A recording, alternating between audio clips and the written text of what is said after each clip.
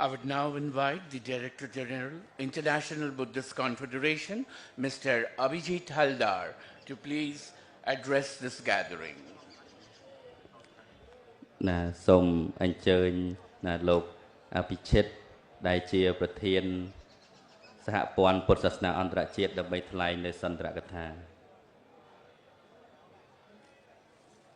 So you're going to translate? No script. Yes, I can do that. Okay. So everybody wants to hear in English and say in English. Yes, okay. Namo Buddhaya. Most respected venerables from the Mahasangha of different countries who have gathered here today, most venerable monks, nuns, upasakas who have come together from different corners of the world to pay their obeisance to the Bodhi tree, the Mahabodhi temple, and participate in this grand event. Excellency, the Ambassador of United States to India, Mr. Eric Garcetti, representatives of the diplomatic corps from Cambodia, Thailand, and other countries, dignitaries, the Mahabodhi Society committee, and of course, cannot but mention about the LBDFI, which has been instrumental in organizing this event year after year. Friends, this is a very unique and rare setting where we are located today. I would like to ask all of you to just take few seconds within yourself, within your minds, to try and realize where we are. What is this surrounding? What is this environment all about? It very rarely happens anywhere in the world where you have a gathering of more than 8,000 holy monks, most of them in the path of enlightenment, full of knowledge with the philosophy of Buddha, and chanting together for 10 days. I think all of us who are present here are blessed. The Buddha strived hard to ensure that the world is rid of suffering and pain. It was under this sacred Bodhi tree that he attained his enlightenment. And it is here that he realized that there are ways and means of doing away with human pain, suffering, and agony. But if you look at the world around us today, there is enough of pain, there is enough of agony, there is enough of suffering. We have wars, we have conflicts, many of which are visible, many of which are not visible. There are problems in societies, socio-religious issues, socio-ethnic issues, socio-political issues, socio-caste-related issues, whatever that you can think of. It's a very complex world that we live in. And in spite of the technological development which has occurred, which has apparently made life very easy for us, as you press a button and you get food delivered at your doorstep, it has also brought in a lot of negative forces. And this is something which the future generations are going to have to cope with, are going to have to deal with. It's not easy. The Buddha always said there are two ways of passing his message, transmitting his message to the world community, to humanity. One is through the process of chanting. And it is here that I must say that the job which the LBDFI and the associated organizations have done over the last 19 years is tremendous. It's a way of giving back to the Buddha what he has taught to the world, what he's taught to us. It's a great gesture. And I'm amazed at the manner in which, sitting thousands of miles away in the US, the LBDFI, headed by Mrs. Wang Modixi, is able to so meticulously plan out the entire exercise to bring in thousands of venerable monks from different parts of the world to this sacred place.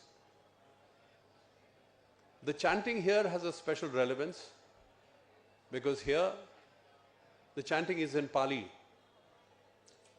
And very recently the Government of India has declared Pali as the classical language. And let me tell you, this is something which is close to the heart of our Honorable Prime Minister, Shri Narendra Modi. On 17th of October, our organization, the International Buddhist Confederation, held a program where the Prime Minister was present as the chief guest, and he spoke exclusively about the Pali language and in an extensive manner, explaining in depth about the relevance of Pali being declared as a classical language. In fact, he said something to the effect that the renaissance of the legacy of the Buddha is leading India to reinvent its culture and civilization. It has a deep meaning. And I think the chanting in Pali undertaken here has a deep connect in this context. The other manner in which the Buddha felt that the message could be passed on to the world is by traveling and carrying the message through villages, through towns, through cities, through countries. And this was done by none other than the famous Mauryan emperor, Emperor Ashoka, who sent his emissaries to different parts of the world, to Vietnam, Laos, Cambodia, Thailand. His son and daughter had gone to Sri Lanka to carry the message of the Buddha. And today, look at the way people in these countries, all of you venerables, have adopted Buddha Dhamma as a philosophy, as a faith, as a partner in life. And it's also interesting that just as the emissaries of Ashoka traveled to different countries, today we have all of you from different countries traveling back to this place as emissaries of your respective countries.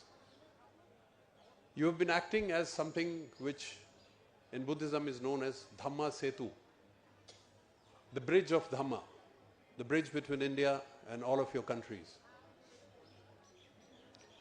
There is a metaphor about the Bodhi tree which says that just as the Bodhi tree had provided shade, shelter and refuge to the Buddha, likewise the teachings of the Buddha or the Dhamma provides the shade, the direction and the guidance to all those who want to be enlightened.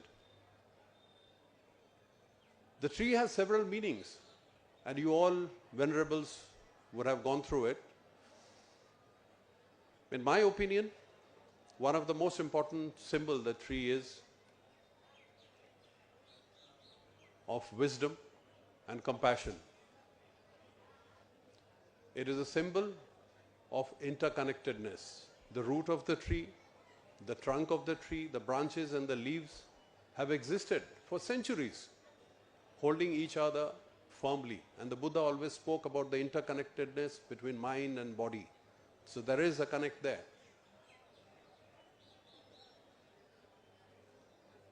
The other aspect which I feel the sacred tree has relevance with is sustainability. The Buddha had said 2600 years ago that the nature will give you back what you give to the nature.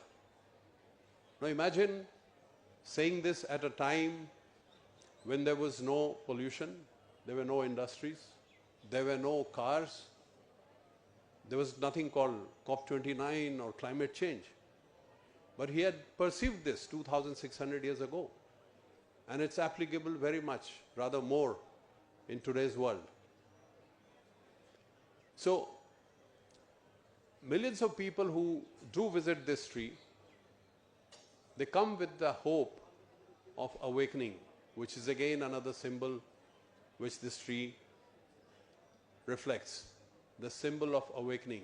The Buddha had said that there is an element of Buddhahood in everyone, which basically means you can also attain enlightenment if you try. It is with that hope and expectation people come here.